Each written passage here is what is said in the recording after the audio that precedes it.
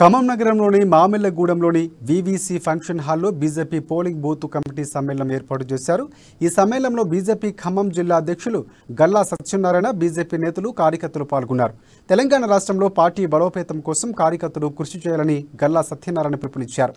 CM KCR ప్రవేశపెట్టిన పథకాల వైఫల్యాలను ప్రజలకు వివరించాలన్నారు। ప్రతి కార్యకర్త వచ్చే ఎన్నికల్లో అధికారమే లక్ష్యంగా పనిచేయాలని సూచించారు।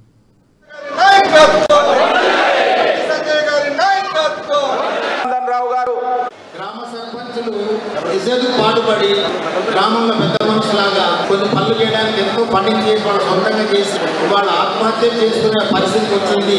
ఎంతోమంది ఆత్మహత్య చేసుకున్నారు అని కేంద్ర ప్రభుత్వం గుర్తించి ఏం చేసింది, డైరెక్ట్గా వాళ్ళ ఖాతాలోకి డబ్బులు వేసింది। ఎన్ని డబ్బులు అండి? 5,080 కోట్లు వేసింది। దాన్ని కేసీఆర్ ఏం చేసిండు, 420 లెక్కన గంట సేపట్లో న్యాయం చేసిండు 5,080 కోట్లు। ఇది మనం తప్ప గ్రామ పంచాయతీ అభివృద్ధి చెందాలని చెప్పి 5,080 కోట్లు అకౌంట్లో చేస్తే గంట సేపటి